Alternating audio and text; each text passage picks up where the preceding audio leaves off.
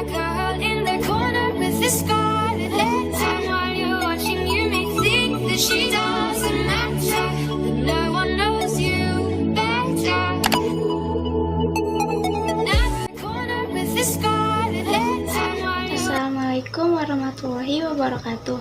Perkenalkan, nama saya Rinarti dari kelas 10 HKKL 2. Di sini saya akan menjelaskan tentang administrasi. Bahasan yang akan saya bahas mengenai tentang pengertian dan definisi administrasi, ciri-ciri, fungsi, tujuan, dan unsur-unsur administrasi. Apa itu administrasi? Administrasi merupakan suatu kegiatan yang diterapkan untuk mengatur suatu organisasi. Secara etimologi, istilah administrasi berasal dari bahasa Latin, yaitu ad dan ministrate, yang berarti pemberian jasa atau bantuan. Pengertian lain juga menyatakan bahwa kata administrasi dalam bahasa Inggris adalah administration, yang berarti to serve. Kurang lebih artinya melayani dengan sebaik-baiknya.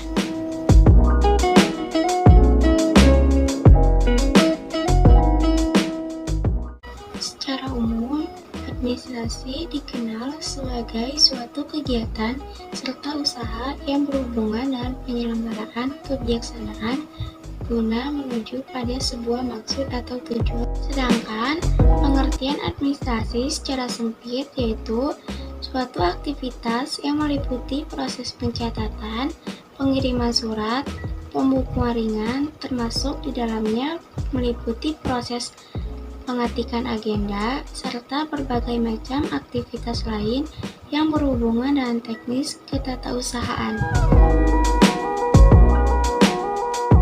Definisi administrasi menurut beberapa ahli.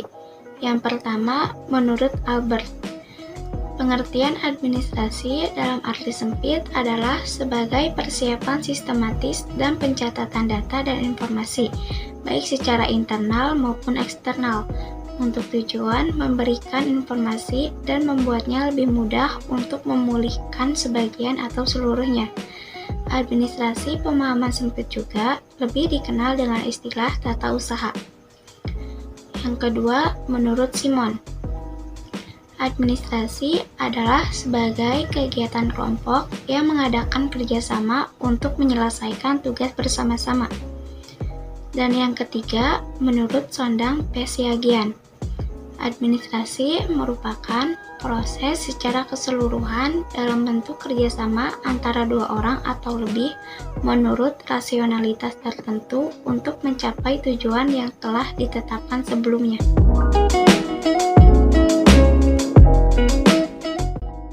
Ciri-ciri administrasi yang pertama yaitu kerjasama. Suatu kegiatan administrasi hanya terjadi apabila dalam kegiatan ini ada dua orang atau lebih yang bekerja sama. Alasan dibentuknya kelompok kerjasama formal dan informal adalah adanya pemuasan kebutuhan, kedekatan dan daya tarik, tujuan kelompok, dan alasan ekonomi. Yang kedua, pembagian tugas. Suatu administrasi tidak sekedar kegiatan kerjasama, namun kegiatan tersebut harus didasarkan pada pembagian tugas yang jelas. Yang ketiga, tujuan. Segala sesuatu yang telah direncanakan dan dijalankan sehingga dapat terlaksana perencanaan tersebut. Adapun karakteristik pokok tujuan dalam administrasi yaitu dengan melakukan kegiatan kerjasama, maka sesuatu yang diinginkan akan tercapai. Yang keempat, terdiri dari sekelompok orang. Kegiatan administrasi hanya mungkin terjadi apabila kegiatan ini dilakukan oleh lebih dari satu orang.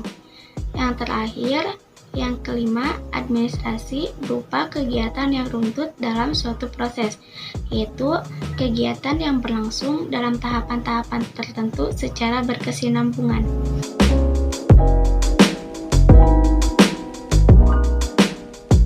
Fungsi administrasi terbagi menjadi dua, yaitu fungsi administrasi secara umum dan fungsi administrasi dalam keuangan. Fungsi administrasi secara umum yaitu yang pertama, planning atau perencanaan, adalah penyusun perencanaan memerlukan kegiatan administrasi seperti pengumpulan data, pengolahan data, dan penyusunan perencanaan. Yang kedua, organizing atau pengorganisasian adalah aktivitas menyusun dan membentuk hubungan-hubungan kerja antara orang-orang sehingga terwujud suatu kesatuan usaha dalam mencapai tujuan-tujuan yang telah ditetapkan. Yang ketiga, staffing adalah salah satu fungsi dari manajemen yang menyusun personalia pada suatu organisasi, mulai dari merekrut tenaga kerja, pengembangannya sampai dengan usaha untuk setiap tenaga petugas memberi daya guna yang maksimal kepada organisasi. Yang keempat, directing, yaitu pengarahan atau bimbingan adalah fungsi manajemen yang berhubungan usaha memberi bimbingan, saran, dan perintah agar tugas dilaksanakan dengan baik dan benar-benar tertuju dari yang telah ditetapkan semula. Yang kelima, coordinating adalah sebagian dari fungsi manajemen untuk melakukan sejumlah kegiatan agar berjalan baik dengan menghindari terjadinya kekacauan, percekcokan, kekosongan kegiatan yang dilakukan dengan menghubungkan, menyatukan, dan menyelaraskan pekerjaan bawahan sehingga terdapat kerjasama yang terarah dalam usaha untuk mencapai tujuan organisasi. Yang keenam, reporting. Reporting adalah manajemen yang berada pada penyampaian perkembangan atau hasil dari kegiatan dengan pemberian keterangan dan tugas dan fungsi para pejabat yang lebih tinggi, baik lisan maupun tulisan, sehingga dalam menerima laporan dapat memperoleh gambaran tentang pelaksanaan tugas orang yang memberi laporan. Yang ketujuh, budgeting adalah suatu kegiatan yang mengelola dan perencanaan yang berkelanjutan mengenai keuangan atau anggaran. Fungsi administrasi dalam keuangan terbagi menjadi 4. Yang pertama yaitu fungsi mencari dana. Tujuan melakukan pencarian dana ini yaitu sebagai modal belanja usaha-usaha yang akan dijalankan. Yang kedua, fungsi investasi. Dana dalam investasi keuangan dapat berasal dari modal sendiri, modal pinjaman, maupun modal dari pihak lain. Ada 2 macam keputusan investasi dalam perusahaan. Secara garis besar yaitu investasi jangka pendek meliputi investasi dalam kas, persediaan piutang, dan lainnya. Juga investasi jangka panjang yang meliputi gedung, tanah, peralatan produksi, kendaraan, dan lainnya. Yang ketiga, fungsi pembagian laba. Fungsi pembagian laba pada hakikatnya bisa dimaksudkan di dalam fungsi mencari dana atau modal usaha.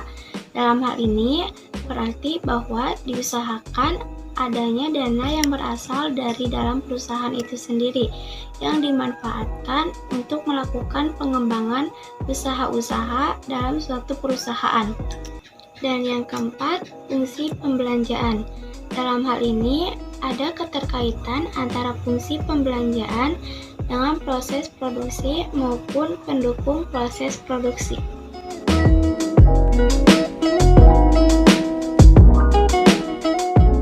Tujuan administrasi yang pertama yaitu mengelola penerimaan maupun pengeluaran organisasi atau lembaga secara baik dan benar. Yang kedua, melakukan pengefektifan adanya pemanfaatan uang sehingga dapat dikendalikan dan dikoordinasikan dengan baik dan tepat. Dan yang terakhir, yang ketiga, yaitu bertujuan untuk melakukan meminimalisasi adanya kekeliruan dalam pembuatan laporan keuangan suatu organisasi atau lembaga.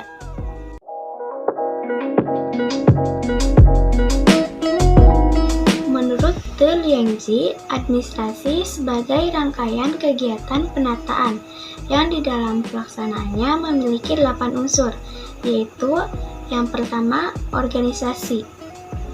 Organisasi merupakan kelompok orang-orang, tugas-tugas, wewenang, dan tanggung jawab, serta hubungan di antara para pekerja atau unit-unit tugas. Yang kedua, manajemen. Manajemen merupakan rangkaian perbuatan menggerakkan orang-orang dan mengarahkan segenap fasilitas kerja agar tujuan kerjasama benar-benar tercapai. Yang ketiga, komunikasi. Komunikasi merupakan rangkaian perbuatan menyampaikan warta dari satu pihak kepada pihak lain dalam usaha kerjasama yang bersangkutan. Yang keempat, kepegawaian. Kepegawaian merupakan rangkaian perbuatan mengatur dan mengurus tenaga kerja yang diperlukan dalam usaha kerjasama yang bersangkutan. Yang kelima, keuangan. Tugas-tugas keuangan adalah rangkaian perbuatan mengelola segi-segi pembelanjaan dalam usaha kegiatan kerjasama. Yang keenam, perbakalan. Perbakalan merupakan perbuatan mengadakan, mengatur, menggunakan, mendaftar, memelihara, sampai kepada menyingkirkan benda-benda perlengkapan dalam usaha kerjasama. Yang ketujuh, tata usaha. Tata usaha merupakan rangkaian perbuatan menghimpun, mencatat, mengolah, menggandakan, mengirim, dan menyimpan keterangan-keterangan yang diperlukan dalam usaha. Yang kedelapan, hubungan masyarakat atau humas merupakan rangkaian kegiatan menciptakan hubungan baik dan dukungan dari masyarakat sekeliling terhadap usaha kerjasama yang bersangkutan. Sekian penjelasan dari saya. Wassalamualaikum warahmatullahi wabarakatuh.